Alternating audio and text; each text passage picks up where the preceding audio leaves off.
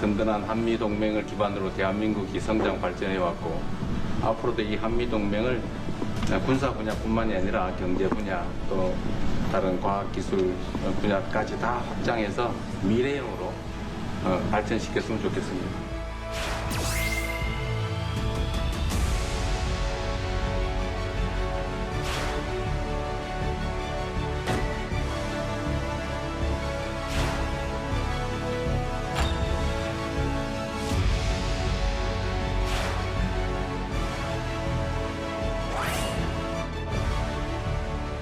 양국 정상은 조선 에너지 분야 협력 의지를 재확인했고 북핵 문제 해결과 한반도 평화를 위한 아이디어에도 공감했습니다.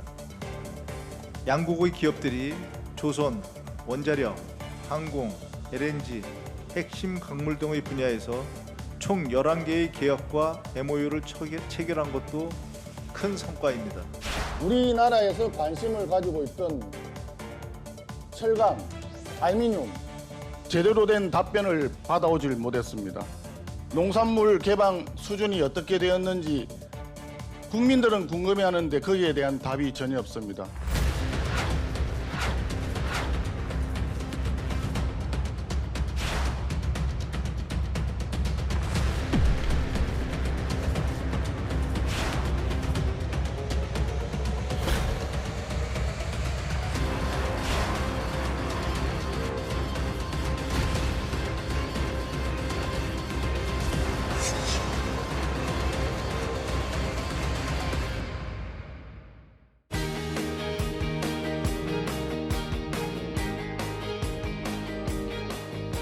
여러분 안녕하십니까? 정관용입니다. 이재명 대통령과 도널드 트럼프 대통령의 첫 한미 정상회담이 마무리됐습니다.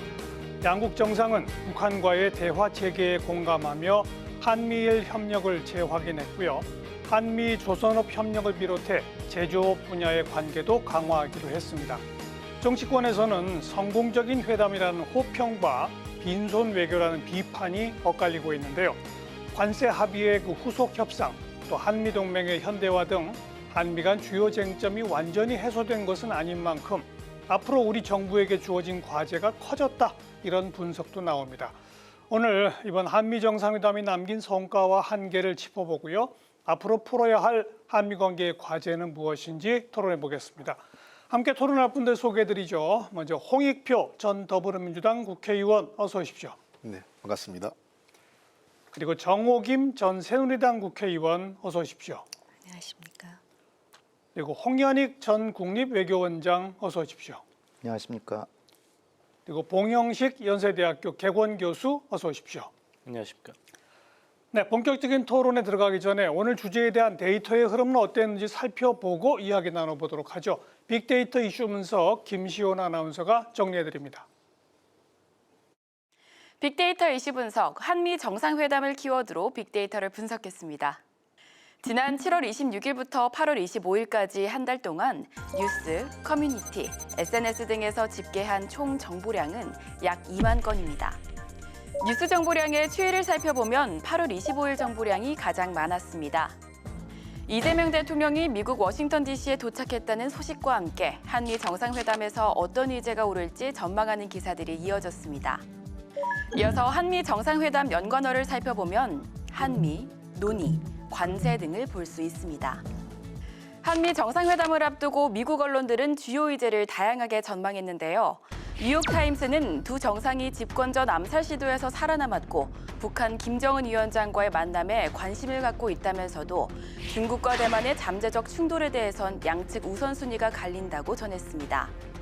NBC는 한국이 미국 산업을 위한 3,500억 달러 규모의 투자기금 세부 사항을 구체화하는 논의가 포함될 수 있다고 전망했습니다.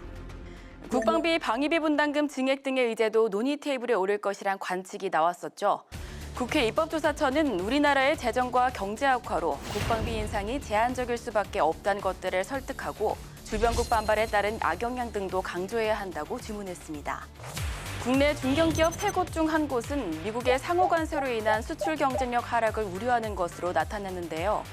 한미 정상회담을 비롯해 미국과의 다양한 협상 과정에서 수출 주요 품목 관세 인하, 무관세 유지 품목 확대 등을 관철해야 한다는 목소리도 나왔습니다. 지금까지 한미 정상회담을 키워드로 알아본 빅데이터였습니다. 자, 우리 홍익표 전 의원부터 이번 한미 정상회담 어떻게 보셨는지 우선 짤막하게 한 말씀 해보시죠. 예, 이번 한미 정상회담은 당초 굉장히 우려가 컸었습니다. 트럼프 대통령의 일방주의적 외교, 그다음에 돌발 상황을 연출하는 것 때문에 많은 우려가 있었는데 제가 보기엔 명분과 실리를 다 얻은 괜찮은 한미 정상회담이었다고 봅니다. 그 과정에서는 철저한 준비, 그다음에 맞춤형 전략, 그리고 실용주의가 빛났다고 생각을 하는데요. 특히 한반도 평화와 비핵화 관련된 한미 양국 간의 공감대가 형성됐고 이번 과정에서 사전에 한일 회담을 통해서 소위 그 미국 관료사회 내 재팬스쿨이 우호적인 분위기를 만들면서 한미 정상회담에 상당히 긍정적인 영향을 미쳤다고 생각을 합니다. 네. 전반적으로 제가 평가하기에는 한미 정상회담 자체는 A약점이지만 여러 가지 한미 현안들, 즉 방위비 문제라든지 국방비 그리고 통상 협상 등과 관련돼서는 우리가 그 교수들이 학점을 줄 때 인컴플리트가 있어요. 아직 학점을 줄 만한 단계가 아니다. 그러니까 그 앞으로의 과제는 남아 있다는 측면에서 정부와 여야 간의 국회 차원에서 지혜를 모아야 될 과제가 많이 남아 있다고 봅니다. 정호김 전 의원. 그동안 저쪽 패널에 계신 분들하고 그 북한 문제라든지 또는 그 한미 안보라든지 한일 관계 때문에 때로는 얼굴까지 붉히고 우리가 격론을 벌였는데요. 요번에 이 이재명 대통령의 일본 방문과 미국 방문 그리고 대통령의 실용주의적 노선 전환을 통해서 실질적으로 이제 향후의 미래지향적으로 그 일본과의 관계에 있어서 큰 걸림돌이었던 위안부 문제와 강제징용 문제를 오히려 이념의 왼쪽에 계신 대통령이 털어냄으로써 향후에 우리가 이러한 그 총론에 대해서 서로 이제 격론을 벌일 필요조차 없게 되었다라는 점에 의미가 있고요. 미국 대통령은 일기 때부터 한국에 대한 부정적 인식 그리고 특히 대한민국 대통령에 대한 의구심을 가지고 있었거든요. 근데 이번에 어찌됐든 간에 그게 뭐 칭찬이 되었던 아니면은 뭐 칭찬보다 더한 아부라는 표현을 쓰는 사람들도 있던데 국익을 위해서 라뽀가 형성이 됐다라는 거. 네. 향후에 이제 이 신뢰를 어떻게 그 일관성 있게 실행해 나가느냐가 굉장히 중요하고 의원님 말씀하고 똑같은 게 결국 강론이 문제인데 그렇죠. 강론과 관련해서는 좀 초당적으로 전략을 세워서 우리가 국익에 있어서 특히 수많은 투자 6천억 불에 이제 달하더라고요. 그렇다면은 우리의 경제와 우리 국민의 일자리라든지 이런 강론에 대해서는 우리가 머리를 맞대고 대안을 찾아야 된다라고 홍현희 생각합니다. 박사. 네, 이재명 대통령에 대해서 미국에서 그 취임 그 당선됐을 때 나온 얘기부터 그렇게 아주 밝지가 않았는데요. 상당히 그 한미 관계의 어떤 신뢰 관계가 과연 잘 형성될 수 있을까 큰 우려가 있었고 트럼프 대통령의 일방주의가 너무나 심하고 동맹이라고 봐주는 거 전혀 없고 일본한테도 일본이 가서 그렇게 잘했는데도 별로 대접 안 해주고 그래서 굉장히 많은 우려가 있는 데다가 정상회담 직전에 돌발 사건까지 SNS에서 또 트럼프 대통령이 올리고 해서 엄청난 부담을 갖고 출발했는데 이 잘 준비하고 또 열성을 가지고 노력하고 또 지지를 잘 발휘하고 지혜롭게 이 난관을 돌파해서 정상 간의 신뢰를 형성한 게 가장 큰 성과라고 보이고요. 네. 그래서 이 향후 5년의 대외 전략을 해나갈 한미 동맹을 아주 탄탄하게 잘 만든 아주 좋은 정상회담이었다. 저는 그렇게 평가합니다. 홍영식 교수님. 누구의 기준으로 평가할 거냐에 따라서 성공과 실패냐가 결정될 것 같아요. 이재명 대통령과 민주당 정권으로 보면은 성공입니다. 왜냐하면 한미 정상회담이 열렸다는 자체도 사실 불확실했지 않습니까? 민수위 없이 출범을 했고 두 번의 기회 나토 정상회의와 G7 정상회의에서 만남이 불발됐고 당시 관세 협상도 아직 타결되지 않았는데 이번에 한미 정상회담을 가졌다는 자체는 성공으로 봐야겠죠. 특히 정상회담 준비를 잘했고 화기애애한 분위기 속에서 친중 좌파 정권만이 아니다. 이재명 정부와 트럼프 행정부는 일할 수 있다는 확신을 심어준 것, 그것은 성공입니다. 한국의 보수 대형 교회 입장에서 성공입니다. 그 이재명 정부에 대한 경고를 트럼프 대통령으로부터 확보하고 영향력이 있다는 것을 확인했으니까요. 대신에 이제 국민의힘 입장에서는 성과가 국민의힘 입장에서는 실패라고 봐야겠죠. 국민의힘이 대미 외교에서 한국의 대형 보수 교회보다도 영향력이 없고 또 이재명 정부의 이런 방미 성과에 대해서 구체적인 반론이라든지 대안을 제시할 준비가 안 돼 있다는 게 드러났기 때문에 사실 이재명 대통령의 방일 외교에서 약속한 것, 국가 간의 합의를 지키겠다는 것, 또 한미일 안보 협력은 윤석열 정부 때 구축한 것인데 그것을 계속 유지하겠다 약속한 것. 그건 당연히 국민의힘에서 성과로 내세워야 되는데 그때 정부의 성과가 무엇인지도 잘 파악하지 못하는 그런 자세를 보였다는 것은 국민의힘이 이런 대미 외교의 방향성이라든지 주안점을 제대로 파악하지 못한다는 것이 잘 드러났습니다. 조금 아까 홍현익 박사가 잠깐 언급했습니다마는 회담 3시간 전에 SNS에 숙청, 혁명 이런 살벌한 단어를 흘렸던 트럼프 대통령이 정작 회담에서는 뭐 완벽한 오해였다 이렇게 바뀐 이거 무슨 의미라고 봐야 됩니까? 그건? 일단 아마 트럼프 대통령이 앞서 그런 설명했지 않습니까? 정보원이라는 얘기를 했어요. 그러니까 아마 트럼프 대통령 입장에서도 다양한 형태의 정보 소스가 있었을 거로 생각을 하고 그게 꼭 하나는 이제 그 공식적인 국가 정보기관 또는 정부 기관으로부터 받는 정보가 있을 거고 또 사적인 네트워크를 통해서 들어온 정보가 있을 텐데 이번에 아마 주 대상이 됐던 그 순복음교회 이영훈 목사 같은 경우 아시다시피 지난해 그 트럼프 주니어를 그 순복음교회 초대해서 거기에서 이제 이 연설을 해서 스피치를 했던 기억이 있어요. 그다음에 또 수석했던 그 김장한 목사 같은 경우는 뭐 잘 아시는 것처럼 미국 그 교회 그 종교계나 또는 미국 정치권에 상당한 인맥을 가진 분이기 때문에 아마 이 두 분에 대한 압수수색은 미국 정가에서도 잘 알려졌을 거고 그에 대한 여러 가지 얘기가 자칫 왜곡됐을 경우에는 인권 탄압 또는 종교 탄압적 성격으로 비춰질 수 있었는데 이 부분에 대해서 트럼프 대통령이 먼저 물어본 것은 전 잘 됐다고 생각을 했고요. 대통령께서 정확하게 설명을 했죠. 이것은 현재로서는 팩트 체크 차원에서 특검이 그러니까 내가 한 게 아니라 국회가 정한 특검에 의해서 수사가 진행되고 있고 사실관계를 확인하고 있다. 그리고 미군 기지에 대한 문제도 얘기가 돼 있었죠. 그래서 미군 기지 문제도 미군에 대한 수사가 아니고 우리 당시 우리 지휘명령 계통 쪽에서 한국군을 대상으로 어떠한 비상계엄과 관련돼서 지시가 내려갔는지를 점검했고 그와 관련해서 주한미군 측에서도 어떤 이의 제기가 없었다는 점을 말씀했기 때문에 트럼프 대통령이 말미에 내가 완전히 오해했다라고 하면서 도리어 약간의 위기가 반전되면서 의혹이 해소되는 쪽으로 넘어갔다는 측면에서는 리스크가 하나 해소된 측면이 있다고 생각합니다. 원래 트럼프의 어떤 스타일이라고 그럴까? 먼저 센 얘기 한번 해놓고서는 살짝 뒤로 빠지는 뭐 그런 거라고도 볼 수 있죠. 저도 이 거래 기술을 거는 줄 알았어요. 근데 이제 못 이기는 척하면서 자기한테 영향을 많이 미친 로라 루머라든지 고든창이라든지 뭐 이런 사람들 미국의 복음주의자 종교 세력 이런 분들의 의견을 반영을 해주는 게 자기도 그런 걸 청취하고 있다는 걸 보여줄 필요도 있고 또 그렇게 해서 협상의 기술에 따르면은 손해 볼 거 없고 그래서 일단 기선을 제압해서 이재명 대통령을 수세에 모른 다음에 조금씩 완화시켜주고 소기의 성과를 다 거두려는 줄 알았어요. 그랬는데 그거를 우리가 사전에 정말 총력전을 다해서 잘 준비했다고 하는 게 강훈식 비서실장을 보내서 수지 와일스라고 백악관 비서실장으로서 트럼프의 가장 트럼프에게 싫은 소리까지 할 수 있는 가장 충실한 참모에게 전달을 거의 한 30-40분 이상 설명을 잘해줬다는 거죠. 그래서 정상회담 나올 때 이미 트럼프가 내가 좀 실수를 했구나라는 걸 인지하고 나왔다라고 제가 들었습니다. 그런데다가 이제 여러 가지 인테리어부터 경제 사정에다가 평화의 사도다 또 한반도 문제까지 하고 평양에 트럼프 타워를 세우면 내가 가서 골프를 치고 싶다 이렇게 딱 한 4가지를 사실에 근거해서 연속적으로 트럼프의 감성을 자극해 주니까 트럼프의 마음이 눈 녹듯이 녹아서 그다음부터는 무슨 얘기를 해도 이 사람 얘기는 좀 맞는 것 같다라고 그런 호감을 자아냈다는 거죠. 근데 눈 녹듯이 녹았다고 표현을 하셨는데요. 언제든 다시 얼 수 있다라는 거에 대해서 우리가 경계심을 가져야 되고요.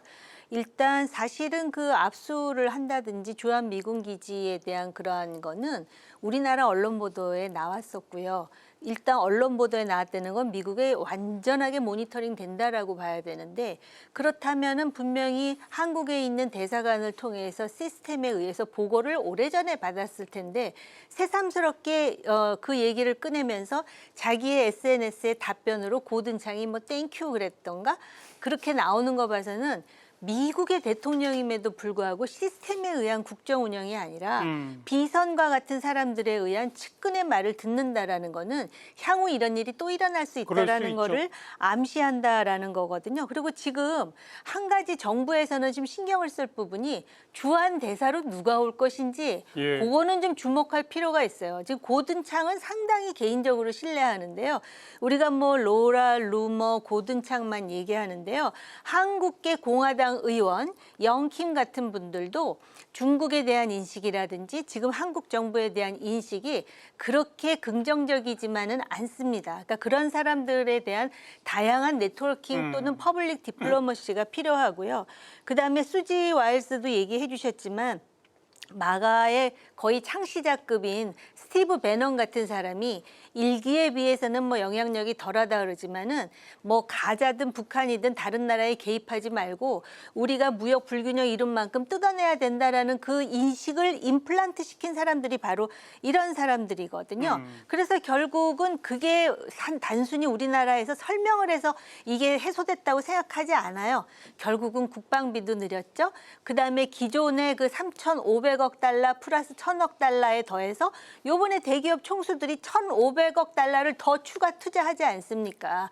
그러니까 트럼프가 자신의 뭐 협상의 기술을 그 응용을 했든 뭘 했든 이런 부분에 대해서 정부가 굉장히 정치하게 다시는 이런 걸로 또 트집을 잡아서 뭔가 또 설명을 해야 되고 뭔가 이거에 대해서 메이크업을 해야 되는 상황을 안 만들 수 있는 전략이 필요하겠죠. 방금 이제 그 기존의 3,500억에다가 뭐 이번에 새로 뭐 이렇게 표현하셨는데 그런데 이번에 계약 맺은 게 그 3,500억에 들어가는지 안 들어가는지도 아직 불명확해요. 이번 정상회담에서도 뭐 국방 안보 또 경제 모든 분야에서 합의된 문서나 공동 발표 자체가 없었거든요. 이건 뭐라고 봐야 됩니까? 우선은 그만큼 이제 구체적인 합의가 이루어지지 않았다고 생각을 합니다. 왜냐하면 구체적인 합의가 있으면 쓸만한, 그러니까 공동 합의문을 쓸만한 내용이 있으면 합의문을 썼겠죠. 근데 지금은 합의문을 쓸만한 정도의 구체적인 합의는 이루어지지 않았고, 그다음에 두 번째는 최근에 아직 트럼프 그 정부가 정상회담이나 또는 양국과 그 중요한 회담을 했을 때 아직까지는 몇 나라를 제외하고는 대부분 구체적인 협상문을 쓰고 있지 않습니다. 예, 그런 측면에서 아까도 제가 그래서 그 현안과 관련돼서는 incomplete, 아직 완성되지 않았다라고 말씀드린 게 그런 부분인데요. 이제부터 시작이라고 생각을 합니다. 저는 다만 우리가 중요한 것은 이번에 그 정상회담의 성과가 나머지 주요 현안에 긍정적이라고 볼 수 있는 거는 중요한 것은 트럼프 대통령과 미국 정부로부터 신뢰를 얻었다는 것이고 두 번째는 시간을 번 겁니다. 트럼프 정부로부터 우리가 제일 중요한 건 시간을 버는 게 중요한 게 어차피 트럼프 정부의 임기는 유한합니다. 특히 내년도 그 연말에 있을 중간 선거도 있고요. 그다음에 트럼프 정부 임기 내까지 여러 가지 변수가 시간의 변수가 있기 때문에 그렇죠. 이 우리가 내놔야 될 것, 지금 현재 한미 관계뿐만 아니라 모든 나라가 미국과의 협상은 주고받는 게 아니라 얼만큼 덜 뺏기고 덜 주느냐의 협상이라는 측면에서 저는 시간을 벌었다는 것은 우리한테 중요한 상당히 유리한 환경이 열린 거고 그런 측면에서 현안과 관련된 실무 준비를 정말 꼼꼼히 해야 됩니다. 봉 교수님, 예, 앞으로 계속 모든 분야 협상이 이어지는 거죠? 예, 굉장히 피곤한 3년 반이 되겠죠. 그리고 여기서 좀 우리가 위안을 삼을 수 있다면은 우리나라만 피곤한 게 아니라 유럽 연합도 피곤하고 남아프리카 공화국도 피곤하고 일본도 피곤합니다. 예를 들면 일본도 관세 협상 타결했다고 15%라고 얘기했는데 백악관에서는 기존 관세의 15%를 추가한다고 발표해서 논란이 있었고 거기에 대한 시정을 일본 정부가 요구했는데 미국 정부의 대답은 타임리 매너, 적절한 시기에 고치겠다고 했는데 아직 안 고쳤습니다. 즉 계속 일본, 한국, 기타 여타 국가들이란 이런 영향력은 계속 유지하고자 하는 것이 트럼프 행정부의 입장이기 때문에 우리 입장에서는 이번에 이재명 대통령의 방미 정상외교의 핵심은 신뢰 구축 아니었겠습니까? 아까 말씀하신 대로 이재명 정부는 무조건적인 친중 좌파 정권이다. 이런 이미지가 사실 팽배했는데 그것이 아니다. 실용 외교를 진심으로 추구한다. 일본을 먼저 간 것을 보아라. 그리고 일본에 가서 이전 정부에 논란이 있었지만 국가 간의 합의를 준수하겠다고 하고 한미일 안보 협력을 계속 강화하겠다고 약속을 했다. 그래서 신뢰를 얻은 것이 무엇보다도 중요한 방어적 성격의 정상 외교였습니다. 공격적 성격의 정상 외교가 아니라. 그래서 뭐 기준에 따라서 평가가 다르겠습니다만 그런 면에서는 잘 방어한 성공적인 정상 외교였다고 보입니다. 이재명 대통령이 국방비 증액을 먼저 언급했다고 네. 그러지 않습니까? 네. 그리고 이제 지금 뭐 주한미군의 위상 변화, 역할 변화 이런 부분들은 구체적으로 논의가 안 됐다고 그러고요. 이런 건 어떻게 봐야 됩니까? 제가 볼 때는요, 지금 미국의 전략을 보면은 위상 변화와 역할 변화는 불가피한 측면이 있습니다. 예를 든다면은 무슨 뭐 그 뭐죠, 다영역 임무군이라고 합니까? 그래서 기존의 붙박이로 있는 주한미군이 아니라 언제 어디서든 컨틴전시가 발생을 하면은 소수 정예로 어디든지 이동 가능한, 지금 이게 단순히 한반도에서의 예. 전략도 아니고 글로벌 전략이고, 그다음에 한반도 전략은 인태 전략의 일부로서 또 있는 것 아니겠습니까?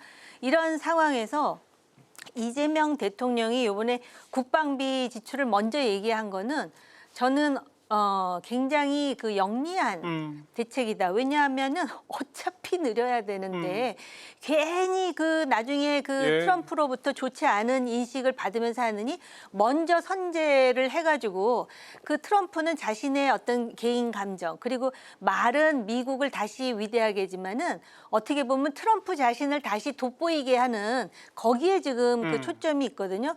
그런 심리를 잘 활용했다라고 생각을 하고요.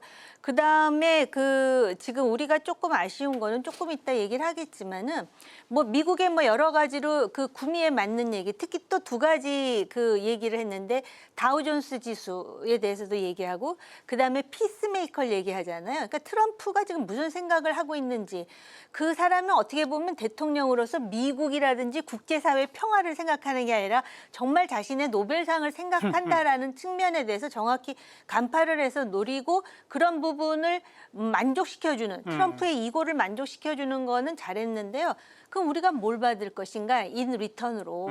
그랬을 때 저는 지금 가장 그 심각한 게 핵 문제라고 보거든요. 근데 지금 핵 문제도 3단계 해법으로 해가지고 동결, 축소, 비핵화라 그랬는데, 그럼 동결과 축소의 기간은 사실은 북한의 핵이 인정되는 그렇죠. 기간이에요. 그럼 그동안에 우리는 뭘 어떻게 보장을 받을 것인가. 그래서 그거와 함께 사실은 대통령이 출발하기 전에 한미 원자력 협력 협정 개정에 대해서 정부 측에서 얘기가 나와서 언론 보도에 잠깐 나온 나왔죠. 게 있거든요. 그래서 그 얘기를 한다 그러는데 문서화된 게 없으니까. 없어요. 그러니까 어디까지 얘기가 된 건지. 그러니까 그게 홍 의원님 말씀대로 좋은 것도 있어요. 일단 시간을 좀 버는 예, 측면도 있는데, 우리가 아무것도 보장이 안 되면 그렇지 않습니까? 어떻습니까? 예, 저 말씀은 전적으로 저도 동의하고요.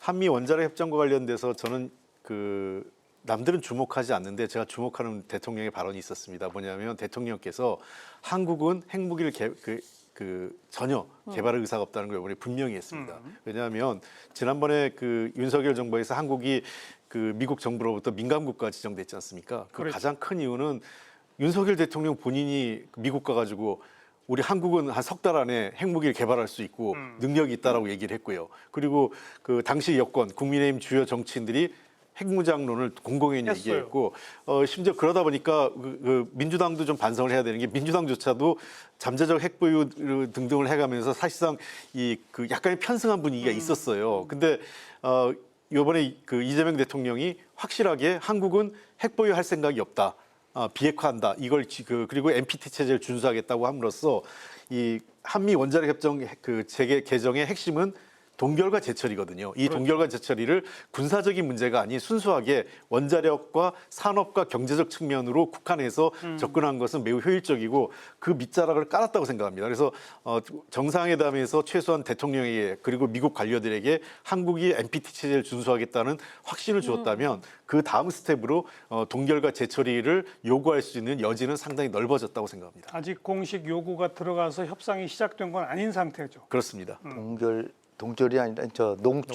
죄송합니다. 동결에서 농축과 재처리입니다. 20%까지 일본은 농축을 자유롭게 할 수 있는데 우리는 그것도 허락을 받아야 되고, 재처리도 또 허락을 받아야 되니까 우리는 핵 폐기물이 산더미처럼 쌓여 있거든요.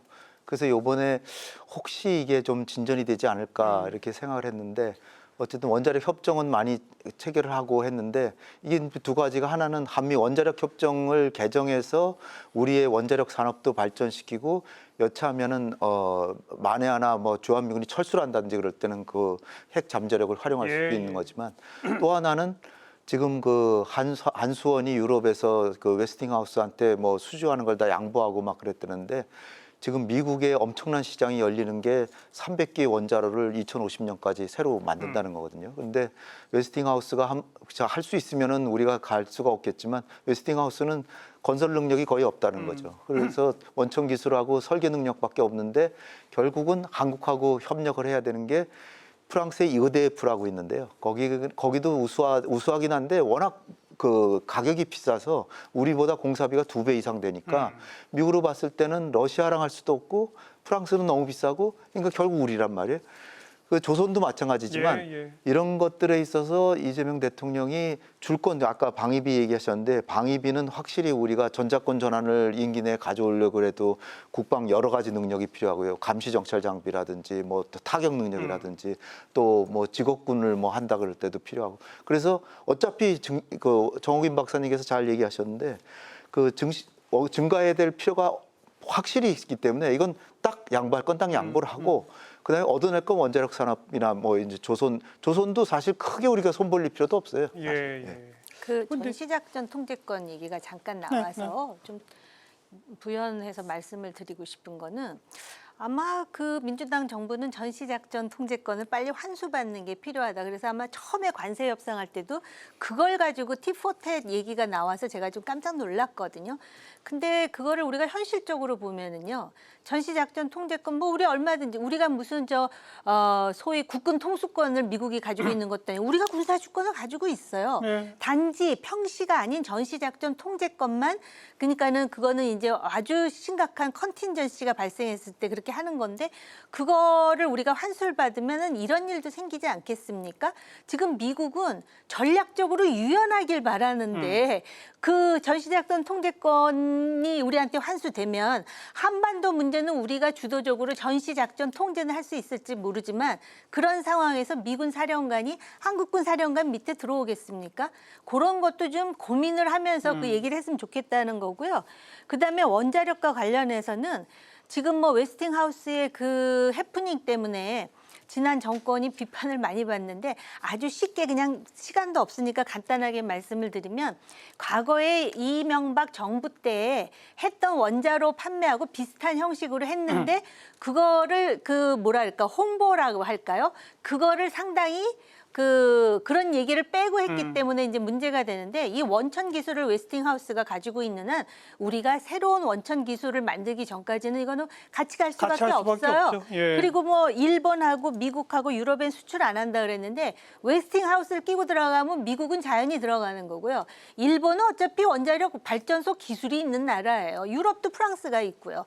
그렇기 때문에 지금 홍 박사 말씀하셨듯이 이 지금 조선뿐만 아니라 원자력이 사실은 굉장히 잠재력이 미국은 79년 이래 맞습니다. 원전을 안 만들었기 때문에 기술자도 과학자도 다 알겠습니다. 연세가 높아서 돌아가셨다라고 보시면 맞아요.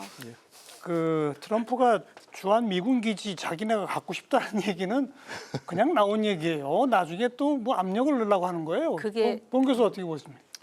트럼프 대통령의 돌출 발언일 수도 있지만 트럼프 대통령이 이제 논리적인 그 일관성을 가지고 한 이야기라고 저는 생각합니다. 트럼프 대통령은 나는 전임 미국 대통령 같이 비겁한 그냥 단기적인 해결을 추구하는 게 아니라 정말 피스메이커로 궁극적인 영속적인 평화를 구축한다 이거 아니겠습니까? 그래서 이제 토지를 집중적으로 논의를 하죠.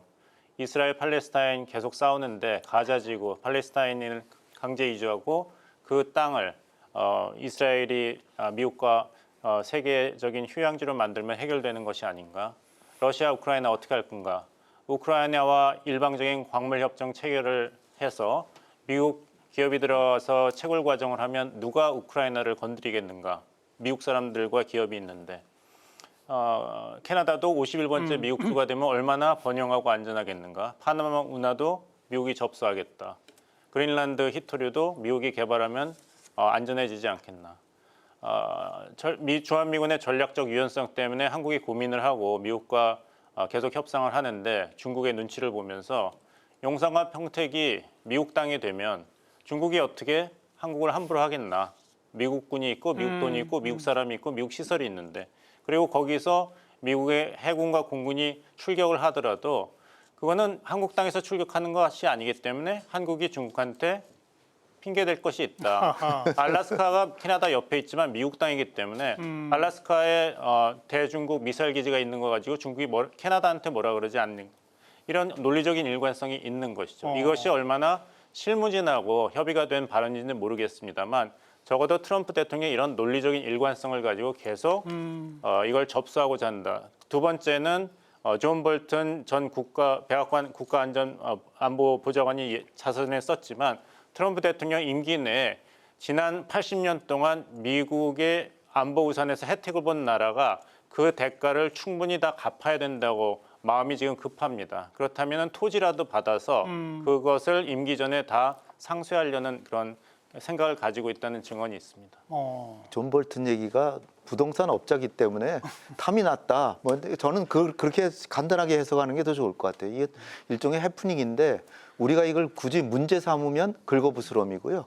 이거는 해프닝이고 조약상 그 소파 협정에 의해서 이거는 우리가 공유한 거고 만약에 임대 줬다 그러면 임대료를 받아야 되는 거거든요. 안 받고 무료로 빌려주는 거거든요.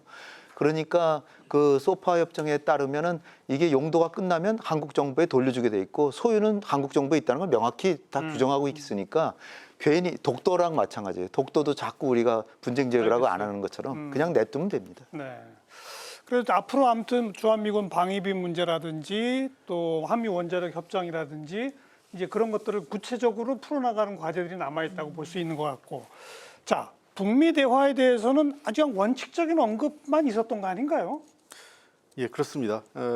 기본적으로 이번에 그 이제 피스메이커, 페이스메이커 이런 얘기하면서 상당히 이제 북한 관련 얘기가 있었는데 어쨌든 그 트럼프 대통령이 그 대통령 되기 전도 그렇고 대통령이 되고 난 이후에도 그렇고 김정은 위원장에 대해서는 여러 차례 호감을 표시했어요. 맞아요. 그것도 아주 독특한데요. 보통 트럼프 대통령이 그 사전에 이렇게 호감을 표시하는 세계 지도자가 많지 않습니다. 근데 이번에도 그렇고 김정은에 대해서는 굉장히 나하고 그 좋은 사람이고 뭐 만나고 싶고 이런 의지를 대놓고 표명을 했고요. 그다음에 우리 대통령께서 한반도 평화와 관련돼서 그 대통령께서 좀 직접적으로 나서 달라고 했을 때 자기가 하겠다는 의지를 표명했기 때문에 북미 정상회담의 가능성은 상당히 높다고 생각을 합니다. 이번에 북한 측의 반응을 보면 북측에서도 이번에도 그 한국 정부에 대해서는 그 좋은 소리를 하진 않았는데 트럼프는 언급조차 안 했어요. 미국 정부에 대해서는 전혀 언급하지 않았다는 것은 물론 이제 북한이 세계 전략은 발전 전략은 바뀌었어요. 북한이 과거 그 싱가포르 회담, 그러니까 그 하노이 회담이 결렬되기 이전까지만 해도 서울과 워싱턴을 거쳐서 북한의 미래 발전을 구상한다. 이게 기본 전략이었지만 하노이 회담이 결렬된 이후에 북한의 세계 전략은 베이징과 모스크바를 거쳐서 자신들의 국가 발전 전략을 하겠다는 것으로 바뀌었고 맞습니다. 실제 북한과 러시아의 동맹관계 복원이 상당히 그 북한의 입장에서는 구세주 같은 역할을 하고 있습니다. 그런 측면에서 미국과의 관계에서도 과거와 같이 자신들의 핵능력을 존중받는 하에서의 협상을 하려고 하는 거지 비핵화를 전제로 한 북미 대화는 아마 나올 가능성은 높지 않아 보입니다. 지금 김정은이 베이징을 간다라고 그러잖아요. 그 변화를 우리가 좀 더 정부가 관심을 가지고 이미 한 2주 전에 알았다는 거죠. 알고 있었다. 알아서 이 안미 경중 이런 얘기도 더 이상 이거를 통용되는 시대가 아니다라는 얘기도 대통령이 하신 것 같고 한미 동맹에 더 힘을 실은 것도 확실히 김정은이 뭐 가서 북중러가 이제 단합되는 모습을 보이니까 이걸 의식했다는 건데 중요한 거는 트럼프 대통령이 10월 말에 올 가능성이 매우 큰데요. 에이펙 참석. 네, 시진핑 주석도 오고. 그랬을 때 김정은이 거기에 오겠냐. 다자회담이니까 여간해서 안 올 것 같은데 그래도 김정은이 처음으로 다자 정상들 사이에 지금 베이징에 가서 낀다는 거죠. 근데 지금 차이점은 뭐냐면 거기 지금 베이징에 모이는 정상들은 다 그 권위주의 정권이나 그런 사람들이 대부분이죠. 그리고 푸틴도 오고. 그러니까 김정은이 소외감을 안 느끼고 그러면서 한번 국제 무대에 데뷔를 하는데 우리가 김정일 시대만 봐서 그렇지 김일성 시대는 다자회담에도 많이 갔다는 거죠. 그러니까 김정은이 스타일을 변화하면서 그 경주에도 만약에 트럼프 대통령하고 우리 대통령이 같이 초청을 하면 혹시 올지도 모른다는 가능성은 좀 생겼는데 크진 않습니다. 네. 크진 않은데 트럼프가 요번에 정상회담 하면서 흘린 얘기가 뭐냐면 내가 경주에 가서 그 잠깐 짬을 내서 이재명 대통령이 원하는 일을 위해서 어디를 좀 갔다 올 수도 있다는 식의 얘기를 했어요.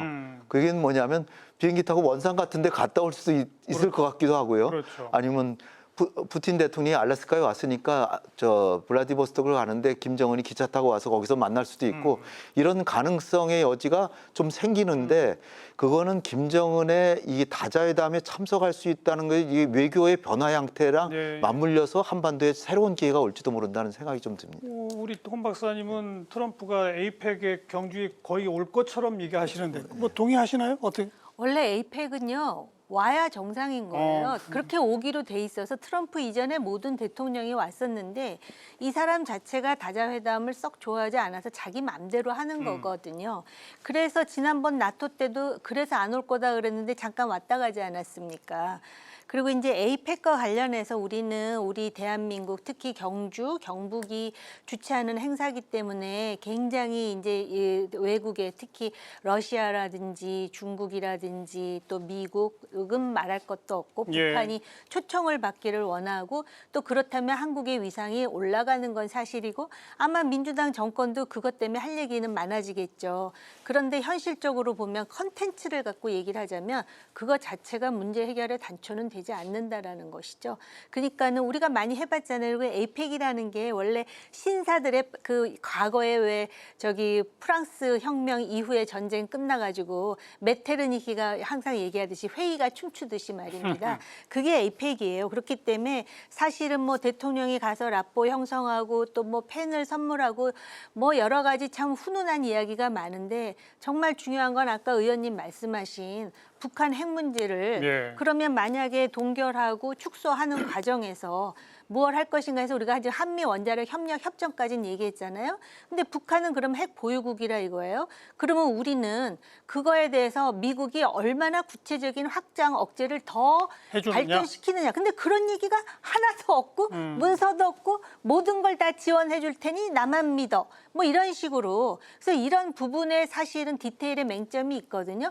우리가 지금 경제 얘기를 안 해서 그렇지 이 경제 이런 투자 약속을 한 과연 대기업 총수들은 머릿속으로 무슨 생각을 할지 그것도 전 굉장히 궁금해요. 솔직히 말씀드리면. 북핵 문제에 대해서는 일단 윤석열 정부에서는 한반도 비핵화를 거의 포기하다시피 했다라는 걸 일단 좀 비판받아야 된다고 봅니다. 한미 정상회담 하고 나서 전자권 전환도 마찬가지지만 비핵화에 대해서 별로 이렇게 거의 신경을 안 썼어요. 그렇다면 결국 그냥 내버려 둔 건데 내버려 둔 건 아니죠. 마음속으로 뭘 생각하냐면 엄청난 제재를 받으니까 어려울 것이다 라는 얘기 많이 들었잖아요. 근데 실제로 어려웠나요? 러시아 파병하고 러시아도 엄청 물어봤고 또 중국은 또 음으로 양으로 또 도와주고 그런 식으로 해서 김정은은 계속해서 핵무기가 계속 증강되고 있는 상황이기 때문에 지금 우리가 3단계 접근법이라는 게 좀 아주 속 시원하지는 않지만 일단은 빨리 동결부터 시키는 게 급선무라고 좀 봅니다. 그래서 동결만 해도 상당한 진전이라고 보고 일단은 동결을 시키되 이번에 대통령께서 요미우리 신문에다가 3단계 접근법을 얘기한 거는 마지막에 비핵화라는 게 분명히 못 박음으로써 트럼프 대통령이 김정은을 접근할 때 일단 비핵화를 목표로는 세워야 된다. 예. 그렇지만 첫 단계에서는 동결만 하더라도 성과니까 좀 편한 마음으로 좀 해봐라라고 이렇게 재촉하는 측면이 있거든요. 그러니까 우리가 그 지난 정부하고 비교해 보면 이런 게 모든 게 합리적으로 정책이 뭐 진전되고 있는 거를 저는 분명히 느낍니다. 왜냐하면 지난 정부에서는 그냥 내버려 뒀으니까. 예. 그거에 대해서는 제가 한 가지 먼저 네. 예, 아까 저 정호김 의원님 말씀하신 게 있어서요. 물론 지금 현재 여러 가지 불확실성이 높은 건 맞아요. 한미 관계, 뭐 저 동맹 관계라든지 방위비 분담 문제 또 그 소위 얘기해서 전략적 그 자산을 어떻게 운용할 건지, 그러니까 우리 현재 한 방위 그 어떤 북한의 핵위협 상황에서. 그러나 저는 이렇게 봅니다. 아직 우리가 그거에 대해서 트럼프 정부에서 업그레이드가 안 돼 있는 거지 시스템이 없는 건 아니에요. 한미동맹이라는 것이 굳건하게 지금까지 작동해 왔기 때문에 기존의 시스템으로도 충분히 그 북한에 대한 억지력을 유지해 왔고 동북아 지역의 평화 유지의 중요한 축으로서 작동해 왔습니다. 다만 트럼프 시대에 그러면 다시 이거를 뭔가 업그레이드해야 되는데 그것이 이루어지지 않았다는 불확실성이지 어떤 안보 공백이 있거나 한미 동맹이 부재 상태에 있다는 건 아니라고 봅니다. 지금 그 북한 핵 문제가 1993년부터 본격화됐으니까 이제 1세대가 지났더라고요. 32년이 됐는데 한반도 비핵화에 대해서 지난 정부가 아무것도 안 했다 그랬는데요. 뭐 그렇게 볼 수 있을지도 모르겠어요. 그런데 비핵화에 대해서 육자회담을 하고 뭘 할 때도 북한은 몰래 계속해서 해왔어요. 계속 개발했죠. 그래서 지금 핵무기가 아주 보수적으로 잡으면 뭐 40개니 80개니 그런데요. 지금 우리 현실을 아시지 않습니까? 사실은 2개만 있어도 우리는 완전히 비대칭적 살상 위협에 놓여 있는 상황입니다. 그런 상황에서 동결과 검증을 하고 그다음에 비핵화를 한다 그러는데요. 동결, 검증, 비핵화의 전제는 뭔지 아세요? 정확한 자료예요. 그 자료가 정확하지 않아서 여태까지 논쟁을 벌이다가 여기까지 왔어요. 하노이 회담이 왜 잘 안 됐습니까? 미국이 약속을 어겼다 그러는데 실제로 그렇지 않아요. 그다음에 러시아와 북한 얘기를 하시는데요. 북한이 왜 이번에 전승절에 베이징을 갔을까? 러시아와 북한이 거의 뭐 준 동맹 관계로 러시아가 뭘 막 퍼준 것 같잖아요. 근데 원산 갈마지구 같은 데 보면 형편없다 그러잖아요. 러시아가 뭘 그렇게 많이 준 것 같지 않아요. 우리가 정보라는 거는 아마 정보를 가지고 있겠죠. 그렇기 때문에 이제 북한은 앞으로 중국과 러시아 사이에서 양다리 작전을 할 것 같다라는 생각이 들거든요. 그리고 지금 그 다른 나라의 사례, 물론 우리가 그 나라들보다 훨씬 좋지만 우크라이나라든지 다른 나라를 보면은 동맹 관계라 그래서 우리가 거기다 완전히 의존하고 있는 그런 상황도 아니라는 그런 경각심은 필요하다라는 거죠.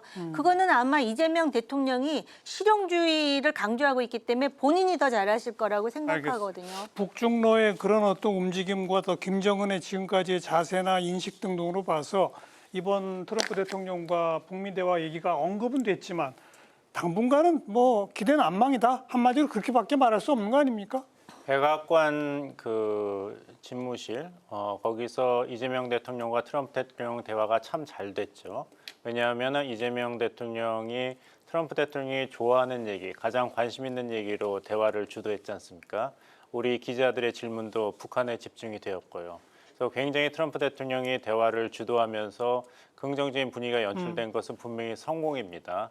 하지만 이제 경제학에서 기회비용이라는 게 있듯이 모든 일에 공짜는 없는 것이죠. 그래서 어려운 얘기는 피했지만 북한 얘기를 하면서 어려운 얘기에 대한 해결은 없는 것이죠. 그것은 중국입니다. 사실 한국과 미국 사이에서 제일 중요하면서도 어려운 얘기가 중국과의 관계를 어떻게 할 것인가. 미국은 한국이 일본 수준으로 하나의 전장, 거기에 전폭적인 지원을 해주기를 바라는데 한국은 이 주한미군의 전략적 유연성이라든지 그 동맹의 현대화에 따르는 중국과의 갈등이라든지 이런 연루 가능성에 대해서 굉장히 고민이 많지 않습니까? 이 문제를 논의를 하지 않은 것은 성공입니다. 어려운 대신에 이제 북한 얘기를 많이 했죠. 하지만 이것은 언젠가는 다뤄질 문제이기 때문에 그래서 이번에 이재명 대통령의 방미 그 정상 외교를 순차적으로 단계적으로 평가해 볼 수가 있을 것 같아요. 먼저 준비 단계 1교시는 성공입니다. 돌발 사태에 대한 준비까지도 비서실장 핫라인까지 구축해서 잘 했으니까요. 그다음에 정상회담 자체가 2교시죠. 친중 좌파 정권이 아니라는 것. 그다음에 트럼프 대통령과 훈훈한 분위기 신뢰를 쌓았던 건 성공이에요. 근데 1교시, 2교시 시험이 잘 봤다 그래서 3교시, 4교시를 잘 본다는 보장은 없죠. 3교시는 지금 말씀하신 대로 그러면 구체적인 게 없는데 어떻게 협상할 것인가. 4교시는 미국과 이렇게 했는데 앞으로 중국과 북한과 어떻게 할 것인가. 그렇죠. 그러니까 숙제가 아직 많이 남아 있습니다. 그 대목에서 지금 우리가 아주 저는 이번 정상회담에서 제일 백미라고 생각하는 부분이 뭐냐면 가장 제가 우려했던 거는 한국이 미국의 세계 전략에 따라서 중국을 견제하는데 선봉에 서게 미국이 몰아세울이라고 생각했거든요. 그게 바로 전략적 유연성이고 대만의 주한미군 간다는 그런 것들이거든요. 그런데 극적으로 재밌는 장면이 연출된 게 기자가 저 트럼프 대통령한테 시진핑 주석을 만나러 갈 겁니까? 물어보니까 트럼프가 나 시진핑하고 세상에서 보는 것처럼 그렇게 관계가 나쁜 게 아니라 좋은 관계를 갖고 있다. 그래서 사실은 뭐 내가 쓰면은 엄청나게 중국을 곤란에 처하게 할 그 수단도 갖고 있지만 지금 사용하지 않을 거야. 그래서 곧 이제 시진핑을 만나러 가려고 그래. 그러면서 이재명 대통령한테 혹시 나랑 같이 중국에 갈래요? 같은 비행기 타고 그랬잖아요. 가자. 그걸 듣고 저는 박수를 정말 뜨거운 박수를 쳤습니다. 왜 그러냐면 이재명 대통령하고 중국을 시진핑을 만나러 같이 가겠다고 하는 거는 자기도 시진핑하고 화해롭고 좋은 사회를 만들기 위해서 협력하기 위해서 가는 건데 이재명 대통령하고 같이 가면 더 좋은 결과가 나온다는 거죠. 그 얘기는 뭐냐면 우리를 중국한테 적대적인 노선으로 세우려는 게 미국의 전략이라고 한다면 적어도 트럼프가 그 말을 하는 순간에 있어서는 중국하고 사이좋게 지내는 게 좋다는 의미를 알겠습니다. 얘기했잖아요. 잘 활용해야 됩니다. 자, 이제 우리 경제 분야로 넘어가겠는데 이번 정상회담이 사실 한미 간의 관세 협상 타결 소식을 전하면서 뭐 2주 내로 정상회담이 있을 것이다 이런 식으로 예고가 됐기 때문에 그냥 논리적 수순상 그러면 이 관세 협상의 구체적인 내용들이 정상회담까지 정리가 되나 보다라고 우리가 다들 생각했던 거 아닙니까? 근데 이번에 경제 분야에서도 아무것도 구체적으로 합의된 건 없어요. 이건 또 어떻게 봐야 됩니까? 아까 제가 시간을 벌었다 이런 얘기한 게요. 왜 그러냐면 당초 제일 우려했던 것은 이 3,500억 달러 투자인데 당초 그 미국 정부에서 뭐라 그러냐면 이것은 우리 마음대로 할 거고 그러니까요. 트럼프 대통령이 그랬어요. 그리고 90%의 이익을 우리 마음대로 쓸 거고 투자도 내 마음대로 할 거고 그리고 이익이 생긴 10%조차도 반출이 안 되고 미국 내에서 재투자될 거고 이런 등등을 했어요. 그런 측면에서 이 3,500억 달러 그리고 누가 돈을 내느냐도 불분명했습니다. 이게 기업의 민간 투자를 얘기하는 건지 전부 우리 정부가 내야 된다는 건지 그러니까 우리 정부 측에서 설명은 지급 보증이다 이런 식으로 얘기를 했고 근데 이게 우리나라만 그런 게 아니라 일본이나 EU도 다 모호하게 돼 있습니다. 그러니까 심지어 일본 같은 경우 뭐라 그러냐면 그 이시바 총리가 그런 얘기하고 갔어요. 5,500억 불 하고 하니까 우리는 이미 손 마사요시, 그러니까 손정희 회장이 한 3,000억 불 한 게 있어 이런 얘기를 했거든요. 그러니까요. 근데 미국이 바로 아니라고 그랬죠. 그건 그거고 이건 이거다 이렇게 분리했기 때문에 언제까지 누가 뭐 기존의 투자는 포함하는지 하나도 분명한 게 없어요. 그렇습니다. 그래서 저희들은 걱정했던 거는 이 3,500불에 대한 구체적인 투자 아이템, 투자 항목과 이 계획을 시간 계획을 다 내놓으라고 했을 때 굉장히 난감했을 거예요. 상당히 이 돈의 규모가 엄청나기 때문에 이것은 만약에 이 돈이 정부가 책임지고 한다면 단순히 이재명 정부에 끝나는 게 아니라 그 다음 정부까지도 영향을 주는 막대한 규모이기 때문에 그래서 저는 시간을 벌었고 앞으로 이 문제에 대해서 실무선에서 잘 협소하고 우리의 민간 투자를 서로 상호간에 그러니까 이미 1,500불 같은 경우는 마스가로 돼 있기 때문에 그런 것들을 잘 활용하고 설득하는 게 필요하다고 봅니다. 이번 정상회담에서 관세 협상에 대해서는 구체적인 우리에게 불리하더라도 구체적인 합의가 나오기는 사실 어려웠을 것입니다. 왜냐하면은 이 모든 것을 움직이는 건 결국에는 미중 간의 갈등이거든요. 근데 지금 계속 90일 유예만 거듭하고 있습니다. 그래서 우리가 경주에서 에이펙 정상회의를 10월 말에 하는데 11월 12일이면 다시 90일 유예가 미국과 중국 간에 이제 끝나거든요. 그 전에 타결이 돼야 되는데 다시 또 유예가 될 수도 있죠. 지금 미국 측에서는 미국 유학생을 받아들이겠다는 식으로 중국이 히토류 수출을 가지고 압박을 가하니까 유화적인 자세로 돌아가고 있습니다. 그래서 이렇게 굉장히 변동적인데 우리가 서둘러서 겁이 난다고 미국 측에 유리한 어떤 합의를 한다는 것은 우리 카드를 너무 빨리 소진하는 것이기 때문에 홍 의원께서 말씀하신 대로 시간을 버는 게 맞았고 미국이 해줄 수 있는 게 없거든요. 왜냐하면 제일 중요한 거는 중국과 어떻게 관계 설정인데 그 전에 우리가 거기서 선물을 줄 이유는 없는 것이죠. 그런 면에서 본다면 중국과 미국 간의 어떤 큰 틀이 이루어지거나 아니면 미국 경제의 위기가 정말 정치화될 정도로 심각해지기 전에는 트럼프 행정부는 우리뿐만 아니라 EU, 일본 그리고 다른 나라에 대한 이런 협상 카드를 쉽게 접지 않을 겁니다. 계속 애매모호한 상태로. 그게 미국한테 유리하니까요. 28번 바꿨습니다. 관세에 대해서 트럼프 대통령. 맞아요. 그 트럼프가 김정은에 대해서 호의 있게 얘기하듯이 시진핑에 대해서도 얘기해요.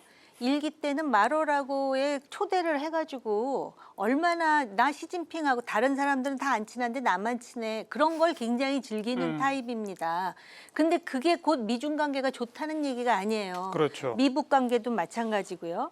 그래서 아까 그 비행기 같이 타고 중국 가자 그런 것에 대해서 이런 해석도 가능해요. 결국 내 비행기를 타고 중국을 가자는 거는 이제 완전히 우리 진영이라는 거 확인한 거야. 그렇게 해석도 가능할 수 있고요. 제가 왜 중국 얘기를 하냐면 하면은 지금 봉 교수님 말씀대로 이 관세 협상의 단초가 된 것은 바로 중국이라는 나라에 대한 봉쇄거든요. 근데 말씀하셨듯이 아주 홀드된 상태예요. 문제가 해결되지 않았는데 그리고 중국이랑 완전히 선을 그을 수도 없어요. 러시아와도 그렇듯이 이런 상황에서 이제 우리가 안미 경중을 더 이상 하기 어렵게 됐다라는 말로 지금 중국이 발끈했습니다.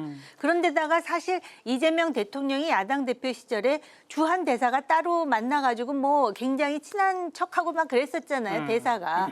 그랬기 때문에 아마 이재명 정부가 들어서면 더 친중이라고 기대를 했다가 이게 아니다라고 생각하니까 더 이제 중국의 그러한 그 불쾌감이 노정되는 것 같은데 사실은 이거는 이재명 정부 혼자서 해결할 그런 일은 아니고요. 이런 부분에 대해서도 그 좀 초당적으로 전략을 서로 공유할 필요가 있고 여기서 역할 분담이 이루어져야 될 것 같아요. 그래서 미국에 대해서 우리가 여기서 너무 미국과 협상 잘했다 그러면요. 트럼프가 또 요구해와요. 그런 부분도 좀 심리적으로 예. 파악을 하면서 해야 될 것 같고요. 예. 트럼프가 이 말을 했습니다. 관세 협상을 하면서 자기네 국무회의라면서 뭐 한국이 뭐 좀 바꿔달라 그랬는데 우리 뜻대로 다 했어. 근데 그게 뭔지는 아무도 모르는 거죠, 지금. 네. 그런 상황이에요, 현재. 예, 근데 하나 더 우리가 주목해야 될 게 제가 시간을 본 거에 가장 큰 의미는 과연 미국 경제에서 이 관세 인상을 어떻게 받아들일 거냐가 제일 중요합니다. 미국의 물가가 이제 오르게 올라가죠. 되고 그렇습니다. 얼마 전에 골드만삭스에서 보고서를 하나 냈는데 이 보고서 때문에 트럼프 대통령이 노발대발했어요. 애널리스트를 자르라고까지 그 지시할 정도로 나왔는데 이 내용의 핵심 내용은 뭐냐면 관세에 따른 부담을 누가 지느냐인데 지금 현재는 외국계 기업하고 미국 기업이 상당히 부담을 하고 소비자한테 정관을 최소화하려고 좀 노력을 하고 있어요. 왜냐하면 물가 그 제품의 가격이 인상되는 걸 최소화하기 위해서 효율화하고 뭐 여러 가지 그 비용을 낮춰가지고 지금 가격을 낮추고 있는데 이게 내년도 가면은 거의 뭐 66%가 67% 정도로 미국 소비자에게 대부분 관세 인상의 효과가 전가된다는 거거든요. 불가피하죠. 예, 이게 이제 물가가 인상한다는 거고 미국 소비자의 주머니가 털린다는 얘기이기 때문에 저는 과연 그래서 이 관세 인상 정책이 지금은 그렇지만 이게 트럼프 정부 내내 지속 가능할 것까? 그래서 제가 내년도 그 중간 선거가 중요하다는 얘기는 예. 내년 중간 선거까지 이 관세 인상 정책이 유지될 수 있느냐는 미국 경제 상황하고 맞물려 있습니다. 그런 측면에서 예. 우리가 3,500억 불이나 그 약속했던 투자의 그것도 시간을 벌고 차분히 살펴볼 필요가 있다는 겁니다. 그 안미 경중 이야기를 하셨는데요. 중국 측에서 안보는 미국과 예. 경제는 중국과. 거기에 대해서 이제 이재명 대표께서 이번에 CSIS에서 확실히 이야기하셨죠. 그 시대는 지났다. 그거는 미국의 요구를 들어준 것입니다. 중국이 반발하는 것은 당연하지만 그렇게까지 그 예전처럼 같은 수준으로 반발은 안 했어요. 그것은 현실을 반영한다고 봅니다.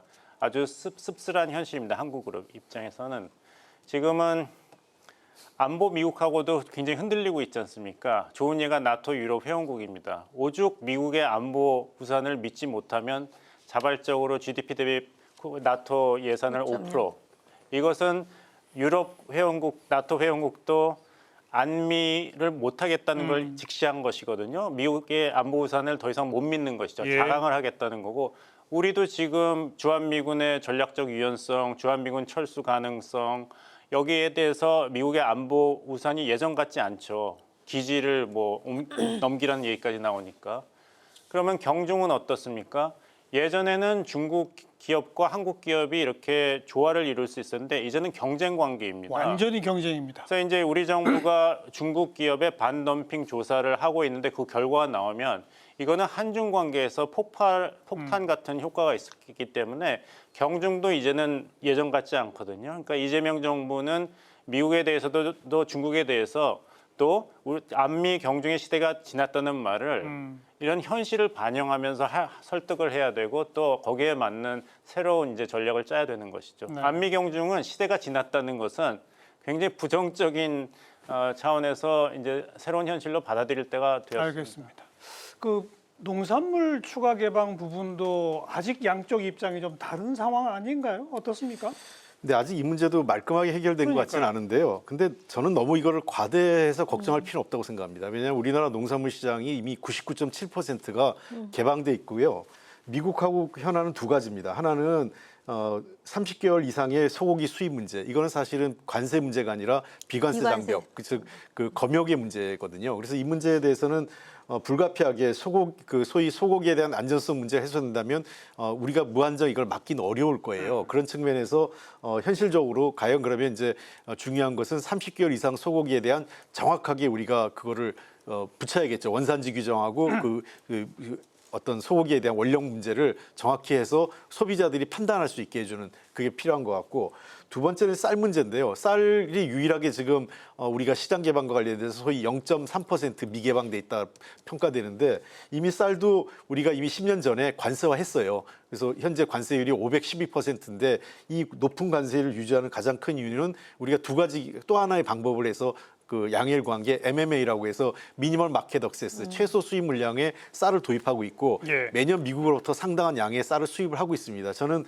우리가 선택할 수 있는 건 두 가지입니다. 이 관세율을 낮추거나 아니면은 MMA 물량을 좀 늘리거나 한 쪽에 협상이 될 건데, 그게 우리 한국 시장에 큰 충격을 주지 않을 것이라고 저는 봅니다. 그러니까 이 문제는 당연히 근데 현재로서는 단순히 경제적인 문제가 아니라 우리 사회 농민들과 관련된 그렇죠. 정치적 문제가 있어서 정부로서는 최대한 방어를 하지만 그에 따른 불가피한 개방에 따른 여파를 최소화하기 위해서 대책도 충분히 마련해가면서 적극적으로 대응을 합니다. 그래서 첫째 단계에서는 우리의 현재 입장을 지켜내는 것이고, 예. 두 번째 경우에는 그 피해를 최소화하는 방법이 뭔지를 여야가 지혜를 모아야 되는 거죠. 그러니까 이번에도 미국은 그 쌀과 소고기 부분에 대해서 계속 요구를 했고, 예. 우리는 일단 그건 안 된다라고 그렇습니다.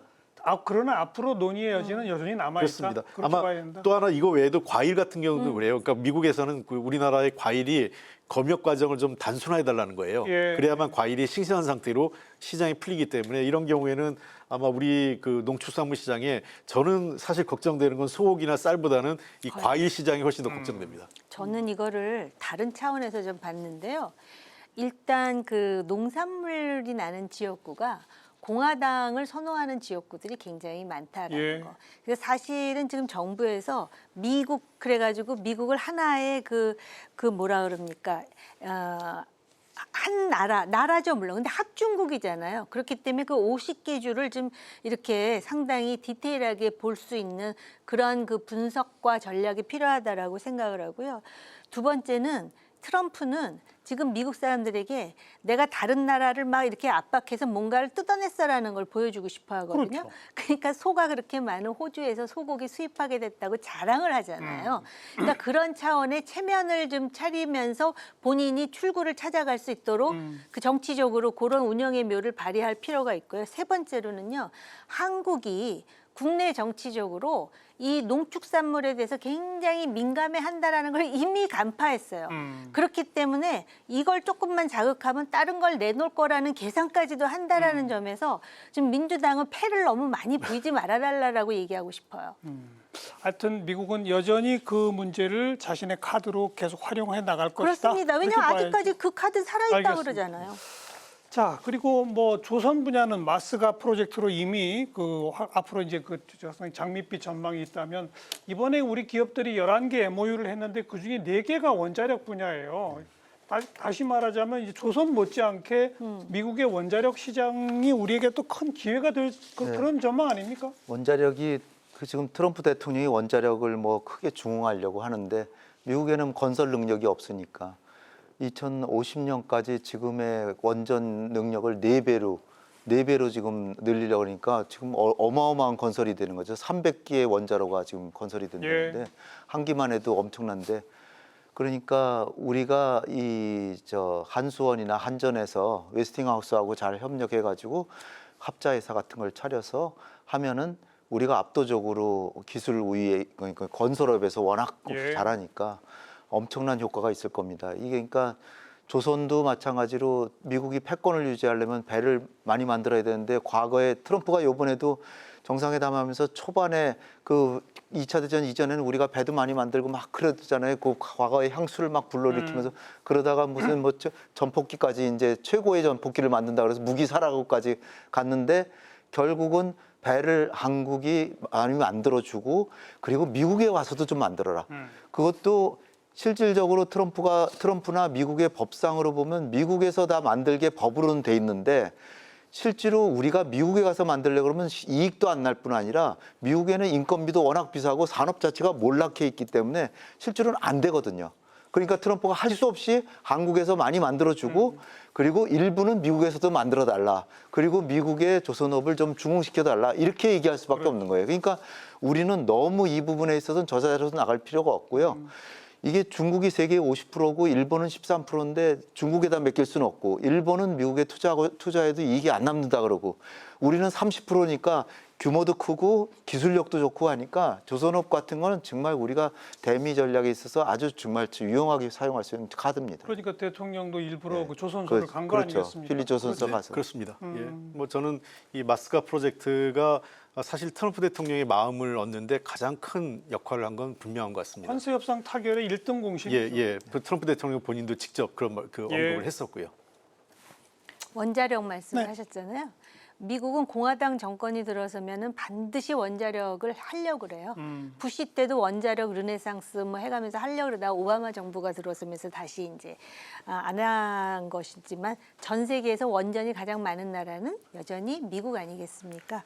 그래서 그 지금 미국의 그 원전을 위해서 우리가 할 수 있는 우리는 핵 공학자들도 많고 기술자들도 많고 또 숙련된 노동자들도 필요하고 그런데 아까 말씀하셨듯이 그런 발전소를 뭐 웨스팅하우스가 원천 기술을 갖고 있다 그러지만은 정말 중요한 거는 그러면은 그 원전이 가동할 때에 연료가 되는 농축 우라늄 그다음에 사용 후 핵연료를 재처리하는 것과 관련해서 미국과 합의를 봐야 되는데요.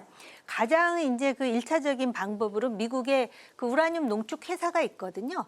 예를 든다면 우리가 그 회사의 지분을 일부 갖는다든지 아마 그런 부분과 관련해서는 한전이라든지 또 캐리라고 대전의 원자력 연구원이라든지 한수원이라든지 또 과학기술부라든지 또 외교부도 그렇고요. 그거와 관련한 전문가들이 있어요. 그래서 그렇게 해가지고 이거를 좀 전략적으로 물론 이제 그걸 시공하는 두산도 있겠지만은요. 그래서 상당히 이거는 비전이 있고 오래전부터 얘기가 되는데 이제서야 지금 이제 본격화되는 것이고요.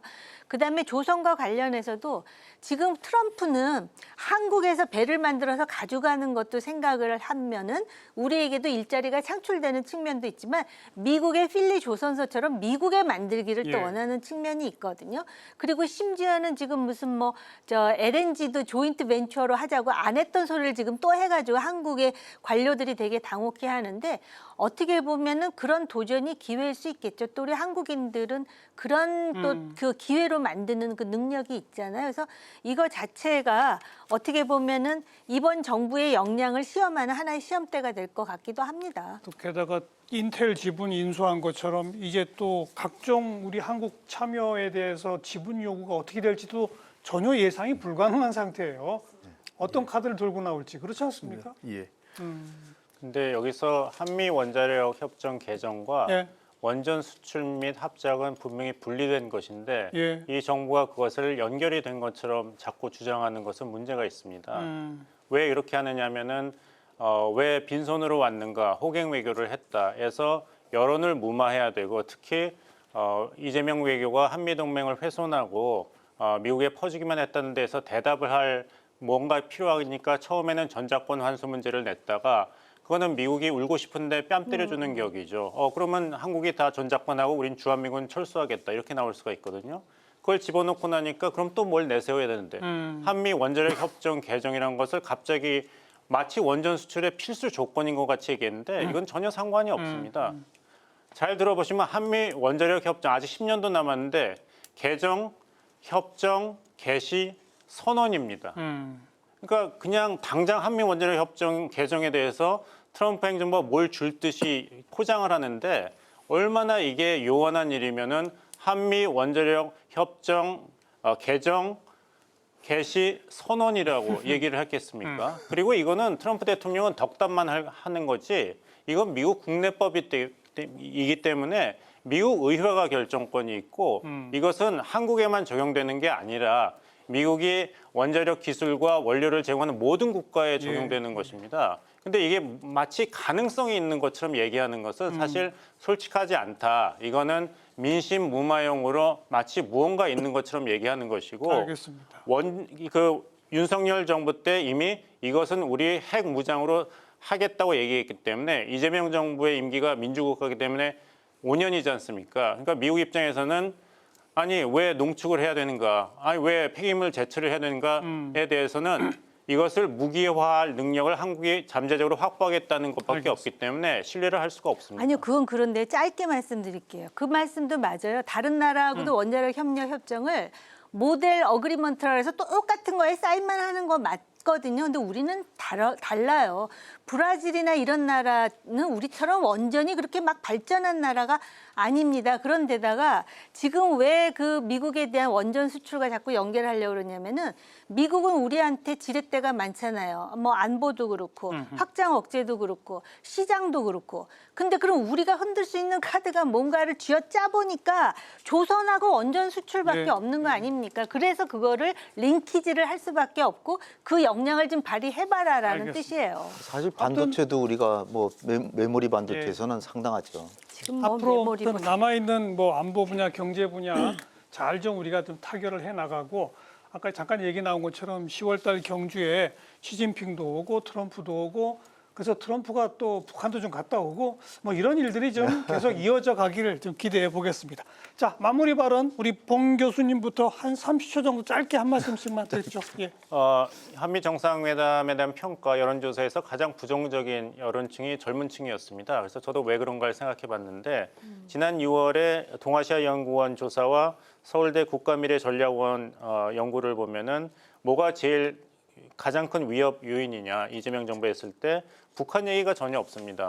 1위가 미중 간 전략 경쟁과 갈등, 그리고 같은 1위가 보호무역 확산 및 첨단 기술 경제, 그리고 서울대 국가미래전략원에서는 경제위기 극복이 1등이었는데 2위인 계엄 사태 진상규명이 첨월보다 높았습니다. 그런데 경제에 대한 명확성이 없는 정상회담이었기 때문에 젊은 층에서는 불안해하고 있다.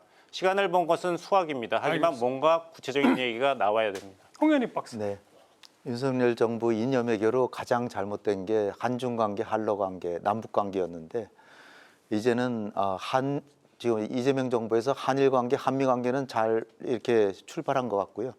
이제 남은 거는 윤석열 정부가 잘 못했던 한중 관계, 한러 관계, 남북 관계 여기서 이제 성과를 낼 수 있도록 최선의 지혜를 발휘해 주시기 바랍니다.